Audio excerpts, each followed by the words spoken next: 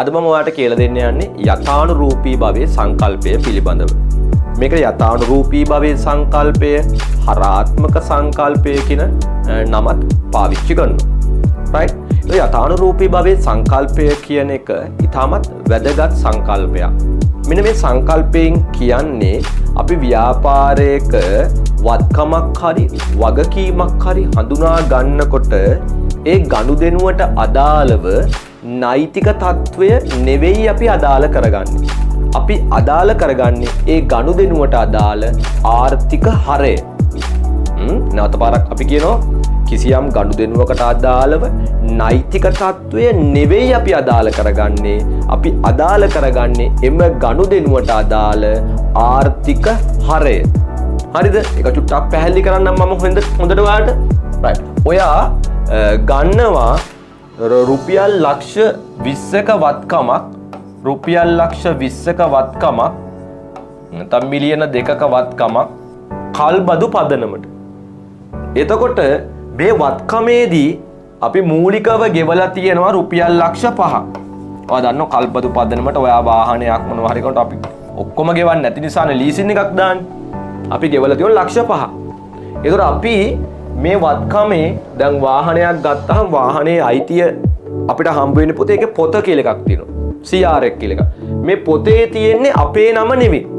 අපි ගත්තට මේක ඇත්තටම අපිට අයිති නෑනේ 100%. මේ පොතේ තියෙන්නේ අදාළ කල්බදු සමාගමේ නම. හැබැයි මේ වත්කමෙන් ආර්ථික ප්‍රයෝජන ගන්න අපි. ආර්ථික ප්‍රයෝජන ගන්න අපේ ව්‍යාපාරය. අන්න ඒ නිසා මෙන්න මේ සංකල්පයෙන් කියනවා නීතිමය වශයෙන් ගත්තොත් මේක අයිති කල්බදු සමාගමට. හැබැයි මේකෙන් ආර්ථික ප්‍රයෝජන ගන්න අපිනේ.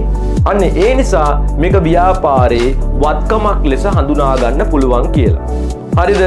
ඒක ඇත්තරම අපි ගත්තොත් එහෙම අපි මූලදත්ත ප්‍රකාශනයේදී දේපල පිරියත වලට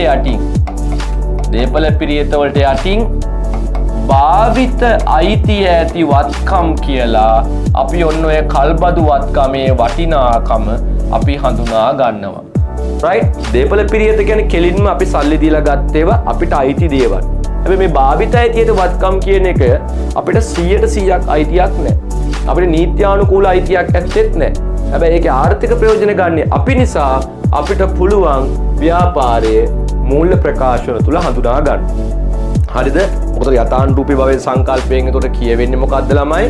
ව්‍යාපාරයක වත්කමක් වගකීමක් හඳුනා ගැනීමේදී එහි නෛතික තත්වයට වඩා ආර්ථික හරය මත පිහිටා අපි ගිණුම්ගත කරන්න ඕන කියන එක. මෙතන වගකීමකුත් අපිට ගන්න පුළුවන්. ඔයාලා දන්නවා සම්මුතික බැඳීම් තියෙනවා. සම්මුතික බැඳීම් කියලා කියන්නේ කිසිදු නීතියක් මත ඇති වෙච්ච බැඳීමක් නෙවෙයි. අන්නේ සම්මුතික බැඳීමක් වුණත් අපිට ව්‍යාපාරයේ වගකීමක් ලෙස දාන්න පුළුවන්. හරිද? හැබැයි නෛතික බැඳීමක් කියන අපි අනිවාර්යයෙන්ම නීතියෙන් බැඳින්න ඕනේ ගෙවන්න. සම්මුතික බැඳීමක් කියන එකඟතාවය මත ඇති වෙච්ච බැඳීමක්. ඒතකොට සම්මුතික බැඳීමක් වුණත් අපි වගකීමක් විදියට දාන්නේ ඒක නීතිමය වශයෙන් පැත්ත බලලා නෙවෙයි.